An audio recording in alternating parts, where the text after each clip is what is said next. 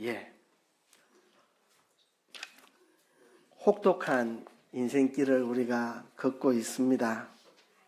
후회되는 일도 많고 또 가슴 아픈 일도 참 많습니다. 여러분들은 무엇으로 위로를 받습니까? 우리 모두에게는 위로가 필요합니다. 우리는 위로가 필요한 사람들입니다. 이 세상 어디에 여러분들을 위로할 것들이 있습니까? 여러분들은 무엇을 통해 위로를 받습니까? 신앙 고백서 중에 웨스트민스터 신앙 고백서도 있고 여러 가지가 있는데 그 중에 하이델베르그 요리문답이라는 게 있습니다. 제가 하이델베르그 요리문답을 좋아하는 이유는 그 첫 시작이 제 가슴을 너무 뭉클하게 하기 때문에 그렇습니다. 우리 하이델베르그 요리문답 제 1문을 여러분들하고 같이 한번 읽어볼 텐데요. 3페이지입니다. 지금 첫 번째 페이지고 3페이지 넘어가는데요. 우리가 한번 같이 읽어보도록 하겠습니다. 같이 읽습니다. 사나 죽으나 유일한 위로가 무엇입니까? 몸과 영혼을 가진 내가 사나 죽으나 내 것이 아니고 나의 신실하신 구주 예수 당신의 값진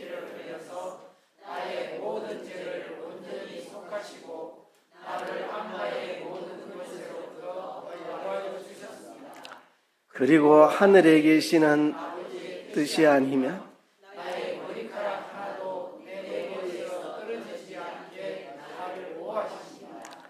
그렇습니다.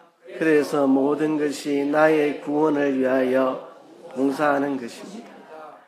그리고 그러므로 그분은 당신의 성령을 통하여 내가 영생을 가진 사실을 알게 하시며 이제부터는 진심으로 주님을 위하여 살려는 마음을 가지게 하십니다. 아멘. 예, 그렇습니다. 우리의 유일한 위로는 우리를 향한 하나님 아버지의 사랑입니다. 그 사랑이 독생자 예수 그리스도의 십자가와 부활로 나타났습니다.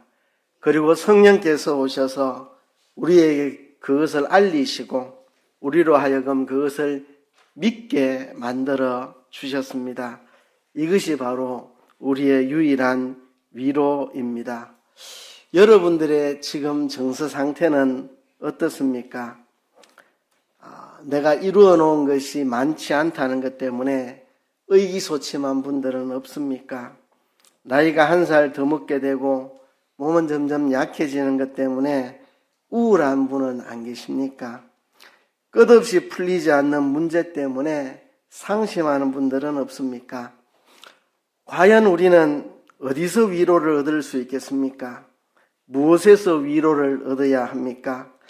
우리 자신에게서도 위로를 받을 만한 아무것을 찾을 수가 없습니다. 세상 속에도 우리를 위로할 것들을 찾을 수가 없습니다. 우리가 위로받을 수 있는 것이 있다면 그것은 오직 한 가지일 것입니다. 하나님의 사랑입니다. 독생자 예수님의 십자가와 부활로 증명된 하나님의 사랑입니다. 그 사랑을 성령께서 오셔서 우리에게 알려주시고 믿게 해 주셨습니다. 우리를 향한 하나님의 사랑, 나를 향한 하나님의 그 사랑, 그것이 우리의 참된 위로이며 유일한 위로입니다. 이사야 40장에 보면 너희 하나님이 이르시되 너희는 위로하라 내 백성을 위로하라 이렇게 말씀합니다. 이 말씀이 얼마나 가슴을 절절하게 하는지 이사야서는 유다 백성들이 범죄해서 시련 속에 있을 때 기록된 것입니다.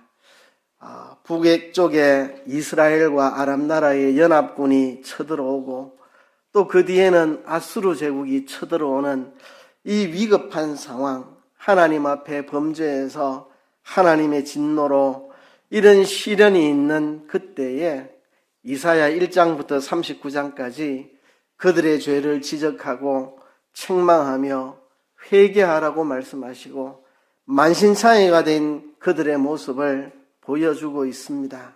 그런데 놀라운 것은 40장부터 이사야의 내용은 반전이 됩니다. 너희 하나님이 이르시되 너희는 위로하라, 내 백성을 위로하라. 그의 백성을 위로하시는 하나님. 이어서 이사야 40장에 이렇게 이어집니다.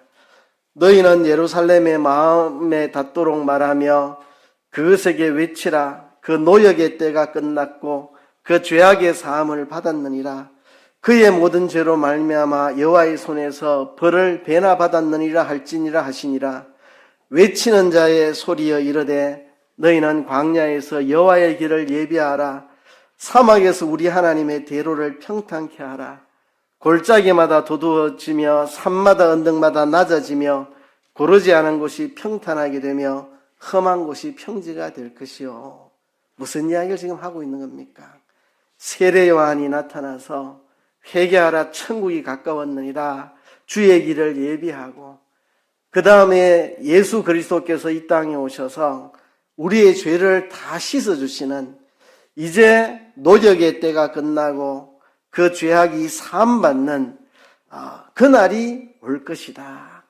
이사야가 이렇게 외치고 700년 후에 예수님이 오셨는데 700년 뒤에 일어날 예수 그리스도의 탄생을, 예수 그리스도의 십자가와 부활을 내다보면서 이사야는 이렇게 외쳤습니다. 너희는 위로하라, 내 백성을 위로하라. 그렇습니다. 하나님은 그 백성들을 위로하시는 분입니다. 우리에게 정말 위로를 주는 말씀, 오늘 여러분들과 함께 합독했던 요한복음 13장 1절입니다. 요한복음 13장 1절에 성경 구절이 조금 잘못 적혔네요. 13장 1절인데요. 6월절 전에라고 말합니다. 6월절 전에. 예수님은 6월절에 십자가에 못 박혀 죽으십니다. 구약시대 내내 6월절을 1500년 가까이 지켜왔는데 그 6월절의 어린 양, 우리의 죄를 씻어지는 그 6월절의 어린 양으로 예수님 오셔서 그 6월절에 구약의 6월절 어린 양이 예표했던 그분이 이제 십자가에 죽으심으로 우리의 죄를 구속하시는 그 6월절 바로 직전입니다. 예수께서 자기가 세상을 떠나 아버지께로 돌아가실 때가 이런 줄 아시고 그랬습니다. 아버지께 돌아가실 때가 다가오는 것을 예수님은 아셨습니다. 이제 십자가에 죽으셔야 할 때가 임박한 것을 예수님은 아셨습니다. 자, 예수님은 자신의 죽음의 때가 다가오셨을 때 무엇을 하셨을까요? 무슨 반응을 보이셨을까요? 예수님은 자신의 죽음을 앞두고 무엇을 하셨을까요? 우셨습니까? 괴로워했습니까? 한탄했습니까? 오늘 본문은 이렇게 말합니다. 세상에 있는 자기 사람들을 사랑하시되 끝까지 사랑하시니라. 그렇게 말했습니다. 예수님은 십자가에 못 박혀 죽으시고 아버지께로 돌아갈 그때가 이제 임박한 줄 아시고 무엇을 하셨나? 세상에 있는 자기 사람들을 사랑하시되 끝까지 사랑하셨습니다. 이게 끝까지라는 말, 우선 시간적으로 생각할 수 있겠죠. 마지막 순간까지, 예수님이 십자가에 못 박혀 죽으시는 그 순간까지 끝까지 예수님은 자기 사람들을 사랑하셨습니다. 하나님 영원전에 택하시고 예수님에게 주신 자기 사람들, 하나님의 택하신 백성들, 그들을 끝까지 사랑하셨다. 죽는 그 순간까지 예수님은 제자들을 사랑하셨습니다. 이것을 시간적으로도 볼 수 있지만 끝까지 사랑하셨다는 말은 그 정도에 있어서 완벽하게, 완전하게, 빈틈없이 100% 온전한 사랑을 예수님은 하셨다는 이야기입니다. 우선은 이 앞뒤 문맥 속에서 이 끝까지라는 말은 예수님이 십자가에 죽으실 그때까지 아버지께로 돌아가실 때가 이런 줄 아시고 끝까지 사랑하셨다고 하니까 우선은 예수님이 십자가에 죽기까지 제자들을 사랑하는 또 자기의 사람들을 사랑하시는 그 일에 힘을 다 쏟으셨다는 말씀입니다. 그러나 이 사랑은 십자가로 끝나는 사랑은 아닙니다. 십자가 넘어 부활, 성천, 다시 재림하시는 그때까지 또 영원까지 예수님은 자기의 사람들을 끝까지 사랑하십니다. 예수님은 끝까지 우리를 사랑하시는 분이신데요. 1차적으로는 문맥 속에서 십자가에 죽는 것을 놓고 말씀하셨는데요. 죽는 그 순간까지 예수님은 제자들을, 그의 사람들을 사랑하셨다는 거죠. 예수님께서 이 말씀하시고 십자가에 죽기까지 무슨 일을 당하셨습니까? 예수님은 최후의 만찬 자리에서 3년 동안 가르치고 훈련시켰던 가룟 유다가 예수님을 배반할 것을 말씀하셨고, 가룟 유다는 예수님을 배반하고 팔아먹었습니다. 베드로는 예수님을 저주하고 맹세하며 나는 예수님을 모른다고 3번이나 부인하며 배신을 했습니다. 예수님은 그 순간에도 베드로가 다시 회복하여 일어설 것을 위해서 기도하셨습니다. 예수님은 겟세마네 동산에서 땀방울이 핏방울이 되기까지 기도하셨습니다. 자기 사람들을 위해 기도했습니다. 예수님의 제자들을 위해 기도했습니다.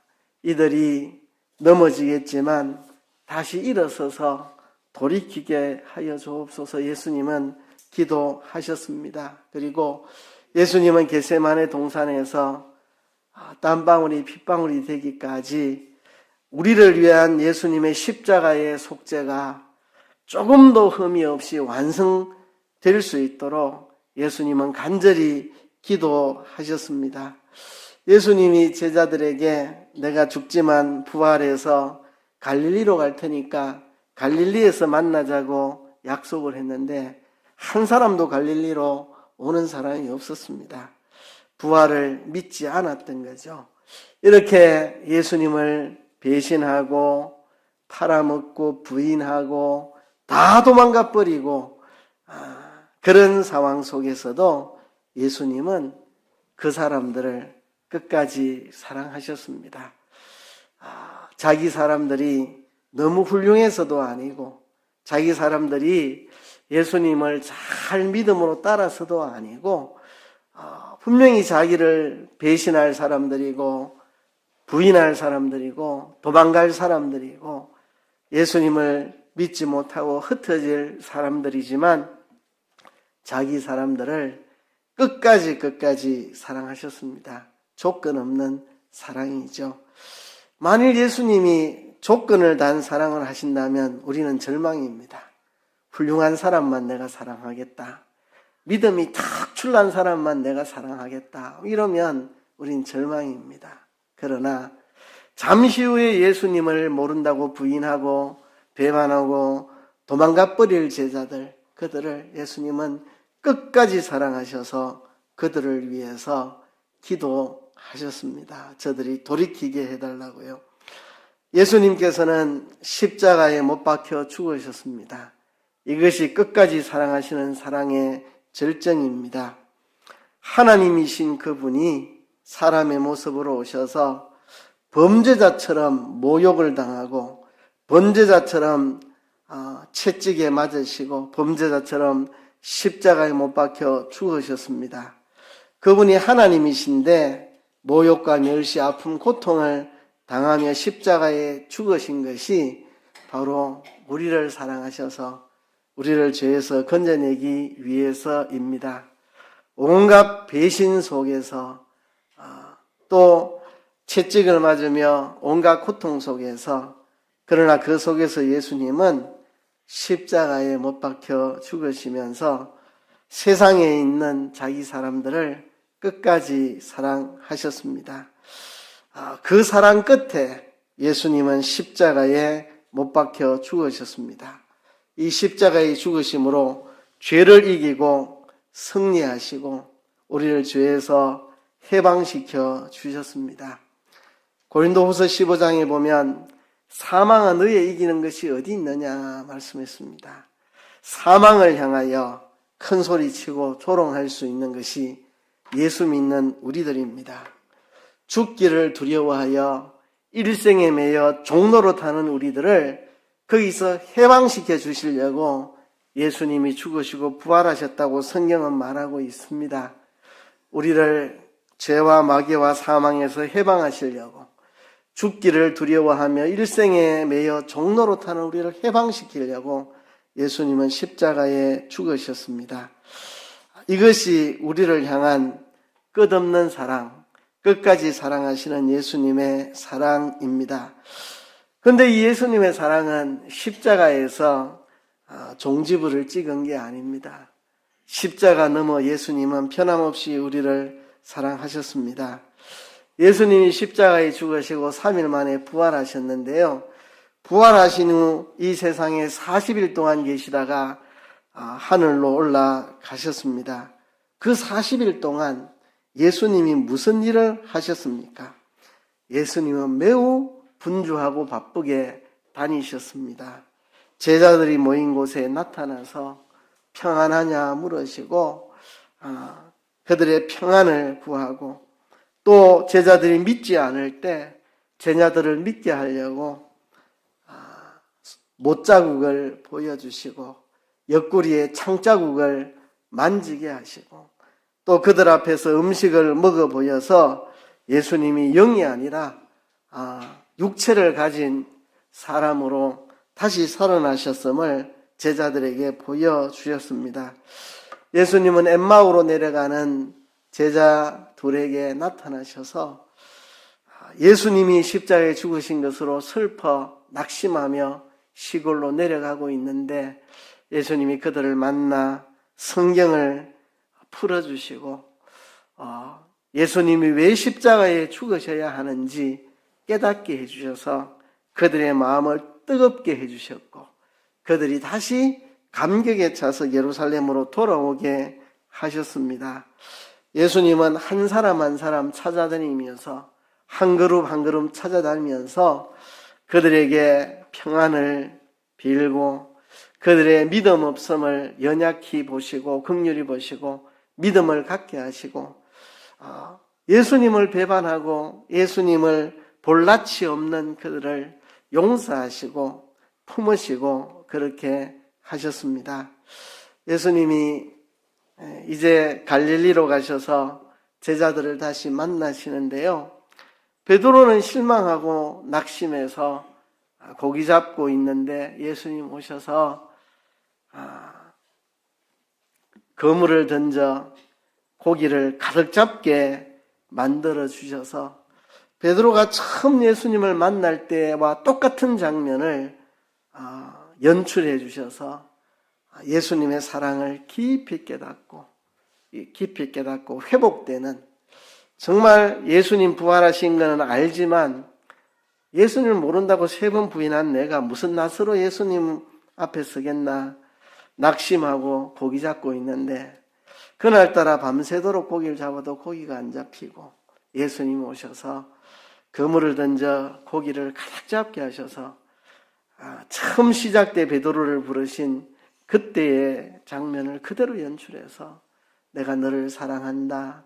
내가 너를 버리지 않는다. 내가 너를 사람 낚는 업으로 쓸 것이라는 것을 보여주시고 베드로에게 물으셨죠. 네가 나를 사랑하느냐? 내가 주를 사랑하는 줄 주께서 아시나이다. 그러면 내 양을 먹이라. 3번이나 반복해서 말씀하셨습니다.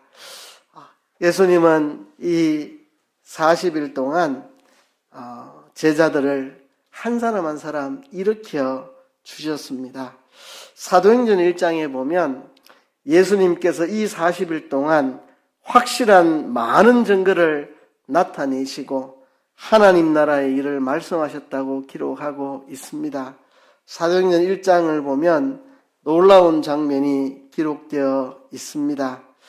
예수님께서 제자들을 모아놓고 말씀하시는 장면, 얼마 전까지 오합지졸이었는데 모른다 부인하고 도망가버리고 다 흩어져 버리는 그런 모습이었는데 이들이 다시 다 예수님에게로 모여왔습니다.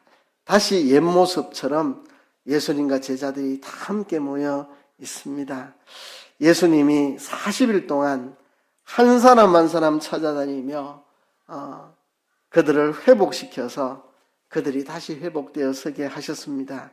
이것이 끝까지 사랑하시는 예수님의 사랑입니다. 예수님의 사랑은 성천하실 때도 우리에게 분명히 드러납니다. 성천하실 때 제자들에게 사명을 주시죠. 그렇죠? 땅끝까지 이르러 내 증인이 되리라. 또 너희는 가서 모든 족속으로 제자를 삼아 아버지와 아들과 성령의 이름으로 세례를 주고 내가 너희에게 분부한 모든 것을 가르쳐 지키게 하라. 사명을 주시면서 하신 말씀, 세상 끝날까지 내가 너희와 항상 함께 하리라. 세상 끝날까지 내가 너희와 함께 하리라.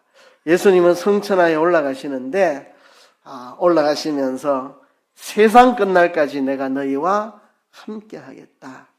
예수님 다시 오시는 날, 그 재림의 날까지 예수님은 제자들과 함께 있겠다.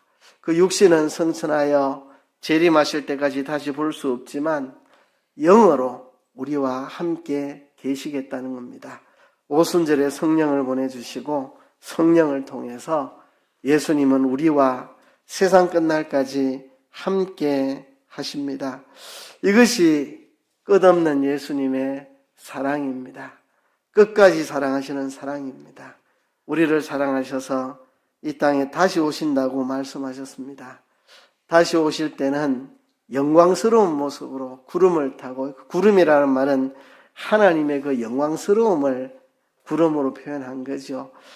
영광의 모습으로 다시 오셔서 우리 한 사람 한 사람을 다 불러내어 하나님 나라로 우리를 데려가신다고 약속하셨습니다. 예수님의 끝까지 사랑하시는 사랑은 예수님의 재림과 영원 무궁토록 이어지는 우리를 향한 이런 사랑입니다. 예수님께서 이렇게 우리를 사랑하십니다. 우리가 이 사랑을 깨닫고 이 사랑으로 위로받았으면 좋겠습니다. 여러분, 무엇이 여러분들의 위로입니까? 무엇이 여러분들의 위로입니까? 돈이 여러분에게 위로를 줍니까? 돈이 있으면 잠시 기분 좋습니다. 그러나 돈을 아무리 많이 모아도 여러분의 그 공허한 마음, 돈이 해결해 주지 못합니다. 무엇이 여러분들을 위로할 것입니까? 아무리 돈이 많아도 내가 나이 들고 몸이 약해지고 쇠약해지는 것을 돈이 막을 수가 없고 명예가 막을 수, 군세가 막을 수 없습니다. 그러나 내가 비록 노쇠한 모습이지만 우리에게는 천국의 소망이 있습니다. 영광스러운 하늘나라가 우리를 위해 기다리고 있습니다. 오늘 마침 저 멀리 뵈는 나의 시온성, 그 찬양대에서 불렀는데요. 저도 청소년 때, 청년 때 참 많이 불렀던 찬양입니다. 나이가 어렸지만 천국을 믿었기에 천국이 있다는 것을 믿었기에 그 천국의 소망 가지고 그 노래 부르며 천국 바라보고 살았습니다. 이 땅에는 힘든 일이 많죠. 그렇죠? 어릴 때는 몰랐습니다. 어떤 가정들은 아픔이 있지만 어떤 가정들은 참 행복하고 편하게 산다 생각했는데 나이가 들면서 깨달았습니다. 어느 가정이고 아픔과 상처와 어려운 문제들이 없는 가정이 하나도 없습니다. 여기 우리 가운데에 가정에 어떤 문제, 근심, 염려, 상처, 아픔 없는 사람 하나도 없습니다. 저도 있습니다. 저도 많은 그런 것들이 있습니다. 어릴 때 가정에서만 아니고 목회하면서도 참 가슴을 후협하는 아픔도 있고 상처도 있고 어려움도 있었습니다. 그렇죠? 우리 모두가 다 그런 사람입니다. 혹독하고 후회되고 아픈 날 우리는 무엇으로 위로를 받을까요? 끝없는 하나님의 사랑, 끝까지 사랑하시는 주님의 사랑, 우리가 그것으로 위로받도록 합시다. 고린도후서에 보면 고린도후서의 1장 3절부터 고린도후서 1장 3절부터 7절까지 위로라는 말이 10번 나옵니다. 위로라는 말이 10번. 고린도후서 1장 3절에서 7절 5절인데요. 위로라는 말이 10번이나 나옵니다. 여러분, 사도 바울은 무엇으로 위로를 받았을까요? 예수님을 구주로 믿고 복음 전하라고 가난하게 살았고 배고프게도 많이 살았고 생명의 위협을 느끼는 때도 너무 많았고 강의 위험, 도적의 위험, 강도의 위험, 어떨 때는 돌에 맞아가지고 거의 죽은 자처럼 되기도 하고 그 시련 속에 바울은 어떻게 그 길을 달려갈 수 있었을까요? 위로가 있었기 때문입니다. 위로가 없으면 사도 바울이 그 길을 달릴 수가 없습니다. 3절과 4절에 보면 찬송하리로다 그는 우리 주 예수 그리스도의 하나님이시오 자비의 아버지시오 모든 위로의 하나님이시며 그분은 위로의 하나님입니다. 우리를 위로하시는 하나님입니다. 우리의 모든 환난 중에서 우리를 위로하사 우리로 하여금 하나님께 받은 위로로서 모든 환난 중에 있는 자들을 능히 위로하게 하시는 이시로다. 바울에게는 끝없는 환난이 있었지만 위로의 하나님께서 우리를 위로하셔서 우리가 하나님께 받은 이 위로를 가지고 환난 중에 있는 다른 사람을 위로하게 하시는 하나님이다. 이렇게 고백을 합니다. 사도 바울이 어떻게 그 시련과 역경과 아픔을 견디며 그 길을 달려갔을까? 위로의 하나님이 넘치는 위로를 바울에게 주셨기 때문입니다. 그 위로가 어떤 것일까요? 첫째는 예수님의 십자가 사랑이죠. 나 위에 십자가에 죽으시고 부활하신 예수님, 그 사랑이 바울에게 위로였을 것이고 또 사역 속에 환난과 시련도 있지만 하나님이 낙심하지 않도록 때때로 위로하시는 현실들을 주셨습니다. 우리도 마찬가지입니다. 우리를 사랑하시는 하나님의 그 사랑이 우리의 위로일 뿐만 아니라 하나님은 환난과 함께 우리가 위로받도록 위로해 주시는 하나님입니다. 그래서 바울은 넉넉히 위로받고 그 위로로 환난 중에 있는 딴 사람들을 위로하게 되었습니다. 바울이 그렇게 시련 속에서도 위로받고 기쁨으로 달려가는 그 모습이 환난 중에 있는 다른 성도들을 위로받게 한 거죠. 1장 5절과 6절에 보면 그리스도의 고난이 우리에게 넘친 것 같이 우리의 위로도 그리스도로 말미암아 넘치는도다. 우리가 그리스도를 따르기 때문에 여러 가지 어려움도 고난도 겪지만 그리스도로 말미암아 위로도 넘칩니다. 우리에게는 고난과 더불어 위로가 있습니다. 그리스도의 고난에 동참하면 그리스도의 위로도 함께 받게 됩니다. 우리가 환난받는 것도 너희의 위로와 구원을 위하며 위로받는 것도 너희의 위로를 위함이니 이 위로가 너희 속에 역사하여 우리가 받은 것 같은 고난을 너희도 견디게 하느니라. 바울은 그리스도와 함께 고난받았지만 그리스도 위로로 충만했고 바울이 환난받는 것도 다른 이의 위로를 위한 거고 그가 위로받는 것도 다른 이의 위로를 위한 것이고 바울이 받은 환난과 위로가 또 다른 사람의 넘치는 위로가 되었다는 사실입니다. 7절에는 너희를 위한 우리의 소망이 견고함은 너희가 고난에 참여하는 자 된 것 같이 위로에도 그러할 줄을 알미라. 너희가 그리스도의 고난에 참여했는데 위로에도 참여할 줄을 나는 확실히 알고 있다. 하나님이 너희를 위로할 것이라는 말씀으로 오늘 이 본문이 막을 내립니다. 그렇습니다. 이 짧은 구절에 바울은 위로라는 말을 10번이나 쓰고 있습니다. 그렇습니다. 우리는 나를 끝까지 사랑하시는 주님의 그 사랑.